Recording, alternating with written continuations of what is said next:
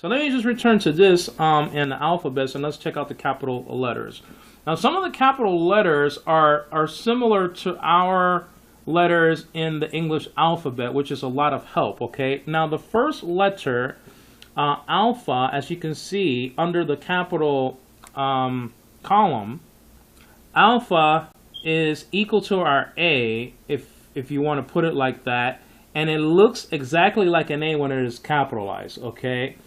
Now, let me tell you something about the alpha, okay? Because you have different pronunciations. You're going to be reading in this book about rough breathing and soft breathing, okay? And you have markers for that are above the alpha that will designate it as rough breathing or soft breathing. Now, what do you mean, Angelo, by rough breathing and soft breathing and all this stuff? Okay, well, what I mean is that I'll give you an example. Arcade, which can be translated beginning when it's talking about time and a stream and things like that, and is correctly translated ruler when you're talking about persons, that will have a soft breathing indicator above the alpha, okay? It looks almost like an apostrophe. So that'll be above, that is not called an apostrophe, Elysian, but we're going to come to that later. But I'm just telling you what it looks like, and it's going to be above the alpha. And when you see that, you sound out the alpha like ah. Okay, now if it had a rough breathing indicator, okay, then you're going to be sounding off the alpha just like you sounded off in the Greek word harmartia, which means sin. You just caught me there saying ha with an H. That is because it is rough breathing. Okay, so you have hamartia, which means sin, and then that's with a rough breathing. And then you have the absence of aspiration in RK, okay? You have no rough breathing there. That's why you just say RK and not HARK, okay? All right. So anyway, that's very important. Of course, you see in Matthew chapter 1, verse 1, you see a few names there. You have Jesus' name in Matthew chapter 1, verse 1. You have Abraham there. And the capital version of A is attached to that name because all names are capitalized. Okay, so let's go to the beta. The beta is kind of easy because it looks like a capital B when the Greek beta is capitalized. Okay, and so you're going to see it capitalized when you're talking about biblios, when you're talking about a book. Okay, and that also appears in Matthew 1:1. Okay, so that's going to be capitalized. Okay, so that's a beta. Okay, and as you can see nearby, that's a small version of the letter beta. It looks like a B also. Now this one is kind of tricky. Gamma. Okay, gamma looks like an incomplete capital F. It doesn't function like that though. It has a G sound. Okay, like get or girl. It's actually the capital version of it.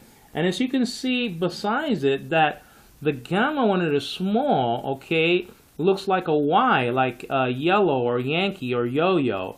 Okay, so let's stay with the capital version first. Okay, so whenever you see something like this, okay, like I call it an incomplete capital F to help you guys, you're going to sound it off like G, okay? And you see that in the letter to the Galatian church, okay, you're going to see that letter capitalized like that. Or Galilee, you're going to see that as well, okay? Or genesis, which is the Greek word for Genesis, and it means beginning, and it means also birth too. So you're going to see that there, okay? Now, so if you see an incomplete capital F, you could sound it off as G, like get, girl, and things like that. Now this one is very, very tricky. Okay, the delta, it looks like a triangle. Now that's equal to our capital D, okay, meaning the sound. So you sound it off. When you see a triangle, you're going to see it in David's name, okay, Dawid, And you'll also see that in chapter 1 of Matthew's Gospel when you're talking about the genealogy. And so when it looks like a pyramid or it looks like a triangle. It's the only letter that looks like that in the 24 letters of the Greek alphabet, so you're going to have no problem, okay? You sound it off like duh, like David or Donald or Dorothy, okay? When you see a triangle. So that's the delta, okay? Now, thank God that the small version, the small letter delta looks like a D. It's just tilted a little bit to the left. Now let's go to the epsilon. Epsilon looks like a capital E when it is capitalized, so that's very easy. And it looks a little bit like an E as well when it is small. Now zeta looks like a Z when it is capitalized, so that is very good, okay? That's very helpful. Now eta is tricky because it looks like an H and it doesn't act like an H and it's not an H. So when you see that, it has the sound A, okay, at times, okay, so the thing is that when you see the capital eta, okay, you pronounce it as A. One small thought about the eta, when it is with a rough breathing, it is pronounced hey, hey, with a rough breathing.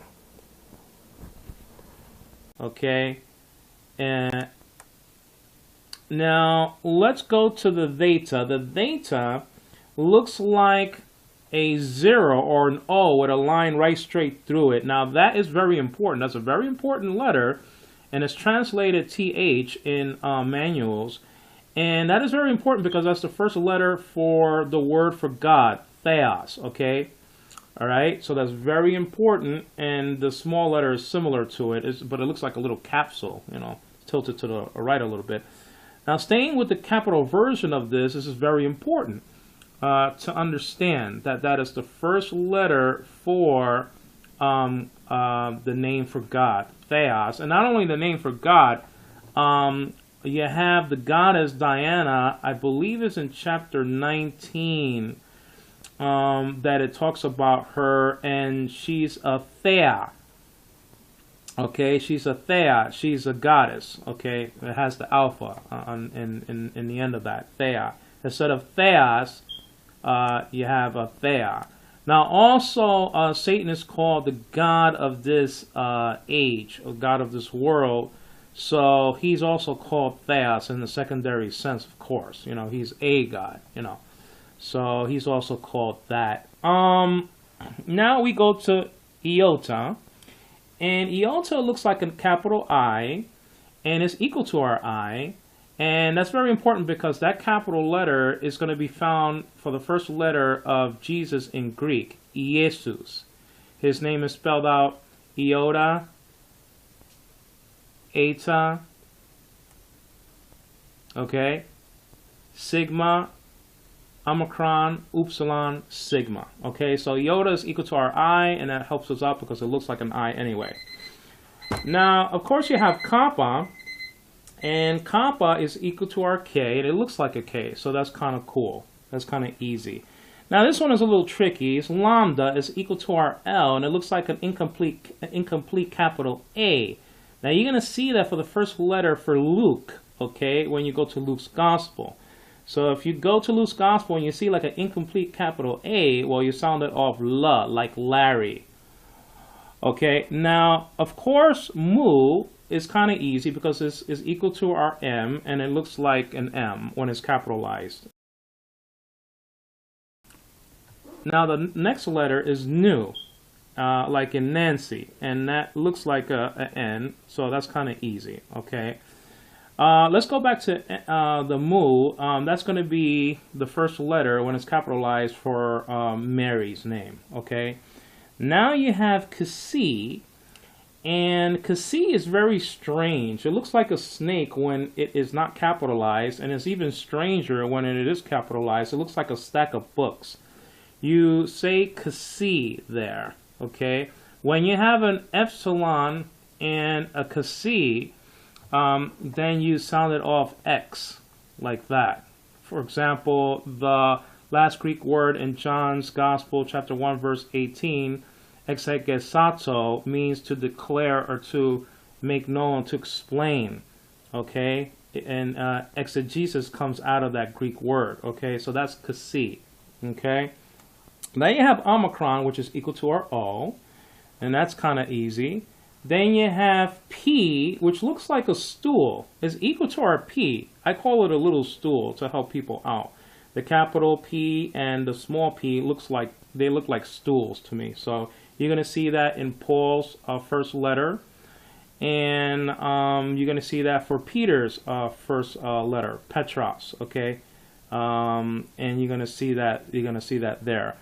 Then you have the rho. It looks like a capital P and it looks like a small p when it's the small version of it, a letter, but it's not sound p like potatoes or Peter or anything else like that.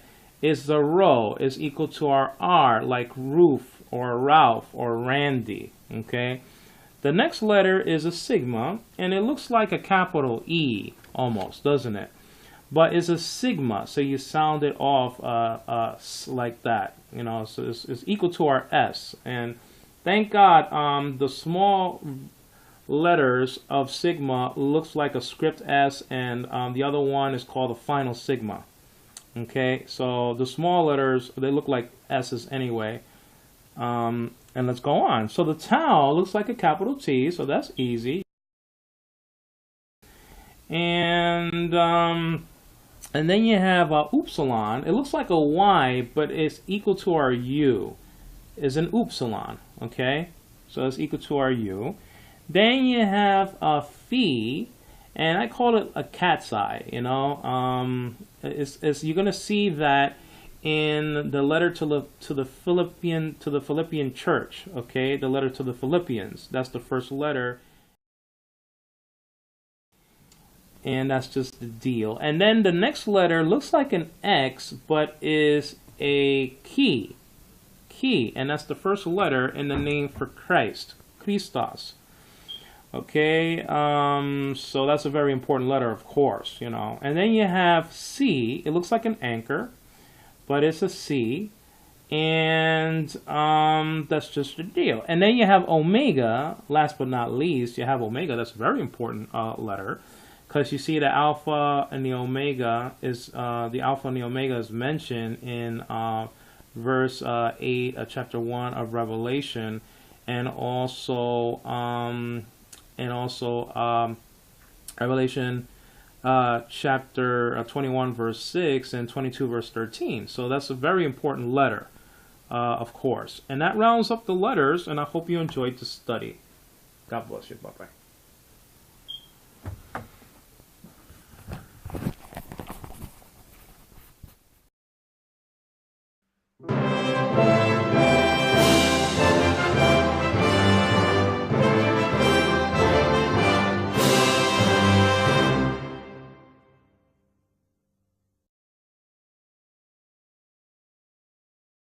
Mean, Angelo, by rough breathing and soft breathing and all that stuff, okay? Well, what I mean is that I'll give you an example.